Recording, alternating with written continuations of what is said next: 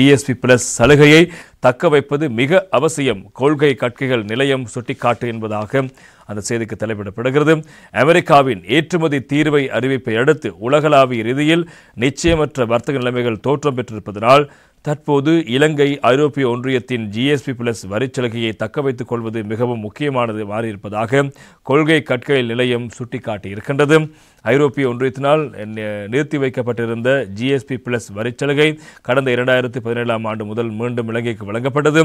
இச்சலுகையை தொடர்ந்து பெறுவதற்கு இலங்கை மனித உரிமைகள் தொழிலாளர் உரிமைகள் அதேபோல் இலங்கை மனித உரிமைகள் தொழிலாளர் உரிமைகள் சுற்றாடல் பாதுகாப்பு மற்றும் சிறந்த ஆட்சியல் நிர்வாகம் என்பன உள்ளடங்களாக பல்வேறு விடயங்கள் தொடர்பாக 27 சர்வதேச பிரகடனங்களுக்கு அமைவாக செயற்பட வேண்டும். அது மாத்திரமின்றி 2017ஆம் ஆண்டு இலங்கைக்கு GSP Plus வரிச்சலுகை மீண்டும் வழங்கப்பட்ட போது பயங்கரவாத தடைச்சட்டத்தை முற்றாக நீக்க வேண்டும் என்ற விடயம் ஐரோப்பிய ஒன்றியத்தினால் பிரதானமாக வலியுறுத்தப்பட்டது. 2017ஆம் ஆண்டு இந்த விடயம் வலியுறுத்தப்பட்டது.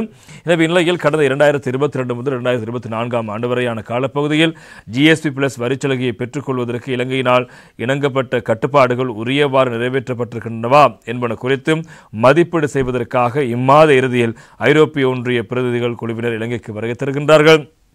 இந்நிலையில் GSP Plus வரிச்சலுகை தொடர்பான மதிப்பீட்டுக்காக ஐரோப்பிய ஒன்றிய பிரதிநிதிகள் இலங்கைக்கு வருகை தரவிருக்கும் நிலையில் GSP வரிச்சலுகை நிறுத்தப்படின் இலங்கையின் ஏற்றுமதிகள் வீழ்ச்சியடைவதோடு எதிர்மறையான சந்தை தாக்கங்களும் முகம் கொடுக்க வேண்டிய ஏற்படும் என கொள்கை கட்கை நிலையம் தெரிவித்திருக்கின்றது. எனவே இந்த எச்சரிக்கை ஒன்றை விடுத்திருக்கிறது. யாருக்கு இழப்பு? GSP Plus வரிச்சலுகை நிறுத்தப்படுவதானால் இலங்கையின் ஏற்றுமதிகள் மற்றும் தொழிற்படை மீது ஏற்படக்கூடிய தாக்கங்கள் எனும் தலைப்பில் கொள்கை கட்கை நிலையத்தினால் வெளியிடப்பட்டுள்ள ஆய்வறிக்கையிலேயே இந்த விடயங்கள் சுட்டிக்காட்டப்படுகிறது.